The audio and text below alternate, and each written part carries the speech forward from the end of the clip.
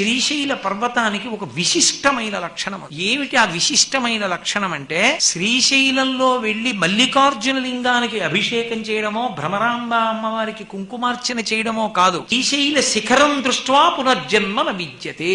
శ్రీశైలంలో ఉన్నటువంటి శిఖరాన్ని చూస్తే చాలు. ఏ శిఖరం? దేవాలయ శిఖరం. దేవాలయ శిఖరాన్ని చూశాడనుకోండి, పునర్జన్మ లేదు. అయితే శిఖరం చూస్తే వచ్చేస్తుందా అండి మోక్షం అంటే?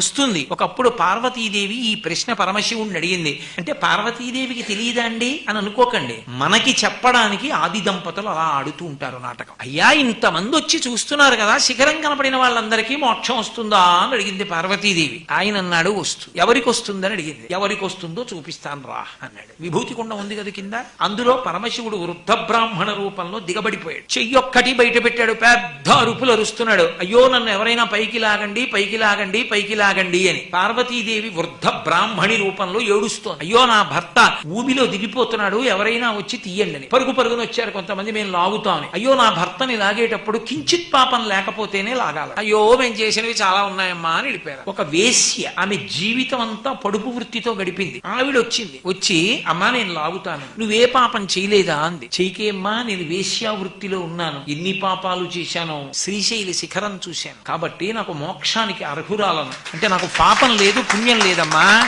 పరమశివుడు చెప్పిన మాట, శిఖరం చూశాక నాకెక్కడుంది? నాకు పాపము లేదు, పుణ్యము లేదు, రెండూ కాలిపోతే మోక్షం. ఏ ఒకటి మిగిలినా పునర్జన్మ. కాబట్టి నాకు రెండు లేవమ్మా, నేను లాగచ్చు పరమశివుడని పైకి లాగింది. శంకరుడు అప్పుడు ప్రత్యక్షం అయ్యాడు. పార్వతి, నమ్మకం అన్నది ప్రధానం. ఎవరికి నా వాక్కు యందు నమ్మకం ఉన్నదో వాడికి మోక్షం తప్ప ఏదో ఓ ప్రయత్నం చేద్దాం అన్న వాళ్ళకి కాదు పార్వతి. ఇప్పటికీ మీకు ఆ వేశ్య ఉంది శ్రీశైలంలో, మీరు చూడొచ్చు. ఎక్కడుందో తెలుసా? మీరు మల్లికార్జున దేవాలయంలో దర్శనం చేసుకుని బయటికి వచ్చిన తర్వాత మల్లికాకుండము అని ఉంటుంది. ఆ మల్లికాకుండానికి దక్షిణ భాగంలో ఆవిడ శిల్పం, రెండు కళ్ళు అవి చెక్కి మల్లికార్జున లింగానికి పక్కనే ఉంటుంది ఆవిడ. ఏ తల్లి అంత నమ్మకంతో శివుడిని చేపట్టి లాగిందో ఆమె అక్కడే ఉంది ఇప్పటికీ. ఆవిడ దర్శనం చేయమని చెప్తారు. శ్రీశైలంలో ఒక అద్భుతం, ఒక వేశ్య అంతటి ధృతితో, అంత నమ్మకంతో పరమశివుడి పక్కకే వచ్చి చేరి దేవాలయంలో ఆమె ఇప్పటికీ భక్తుల చేత దర్శనం పొందుతోంది. అందుకే శిఖరానికి వెళ్లే ముందు ఆవిడ్ని చూసి వెళ్ళమని చెప్తారు. నమ్మకం